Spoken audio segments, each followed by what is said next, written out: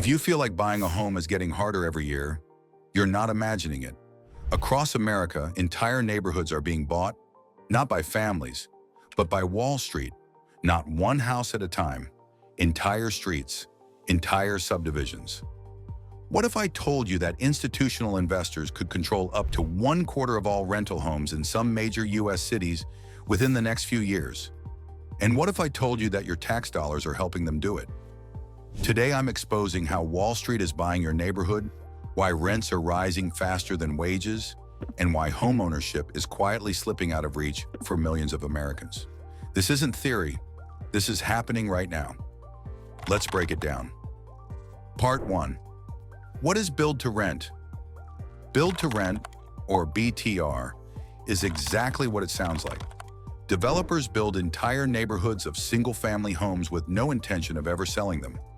These aren't apartment buildings. They're suburban streets, driveways, front yards, cul-de-sacs. They look like the neighborhoods many of us grew up in. The difference? Every single home is owned by a corporation. In recent years, build-to-rent construction has exploded. By 2024, roughly 1 out of every 10 new single-family homes built in the US was designed as a permanent rental. Wall Street figured out something important. If people can't afford to buy homes, they still need somewhere to live. And renting single-family homes, not apartments, turned out to be extremely profitable. Institutional investors now own hundreds of thousands of single-family rental homes across the country. And in fast-growing Sunbelt cities, places like Atlanta, Phoenix, and Tampa, corporate ownership already makes up 15 to 20% of all rentals. In some neighborhoods, it's much higher. The strategy is simple. Borrow cheap money, build or buy homes at scale, rent them indefinitely. But this didn't start overnight. To understand how we got here, we need to go back to 2008. Part 2, the 2008 crisis opened the door. After the 2008 financial crisis, millions of Americans lost their homes. Foreclosures flooded the market, banks wanted out, and Wall Street stepped in. Private equity firms bought tens of thousands of foreclosed homes, often for pennies on the dollar, especially in fast-growing states like Georgia, Arizona, Texas, and Florida. At first, this was new territory. Single-family homes had always been owned by families, not investment firms. But investors quickly realized something. The returns were strong, the demand was steady, and renters had very few alternatives. Then came COVID. Interest rates collapsed, housing prices surged, remote work pushed people into suburban homes, and institutional investors accelerated. Even as mortgage rates later rose, investor purchases stayed high, especially for lower-priced homes, the exact homes first-time buyers rely on. In Atlanta alone, corporations now own tens of thousands of single-family rentals. In some neighborhoods, nearly every rental home on the block is corporate-owned. And when your neighborhood becomes a Wall Street asset, life changes. Part 3. Higher rents, worse service. When corporate landlords take over, a clear pattern emerges. Rents rise faster, fees increase, service declines. Between 2020 and 2023, rents for single-family homes jumped dramatically in many Sunbelt cities, far faster than the national average.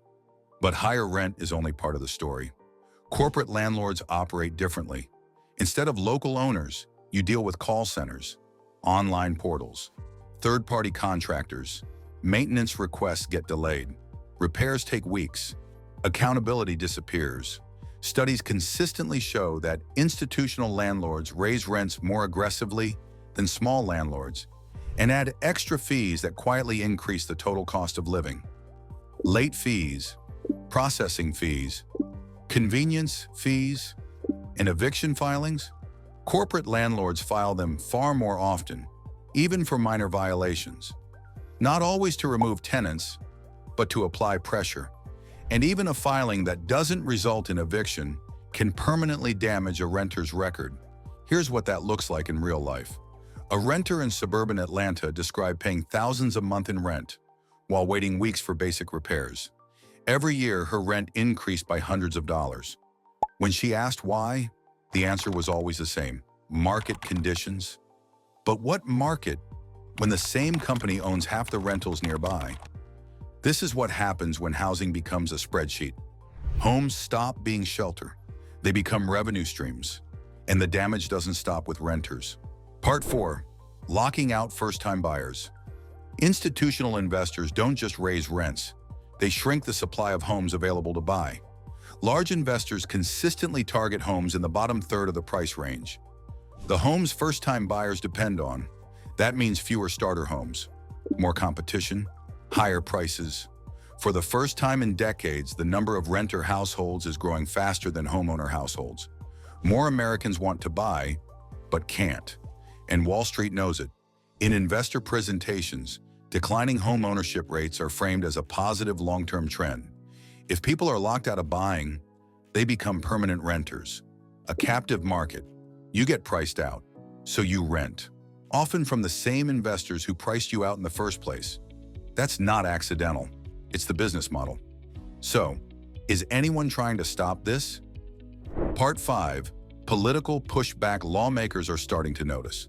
Some have proposed removing tax advantages that give large investors an edge over families. Others have proposed limits on bulk home purchases.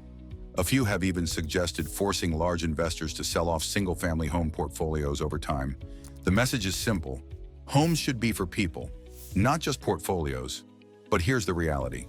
Despite growing public concern, no major federal restrictions have passed.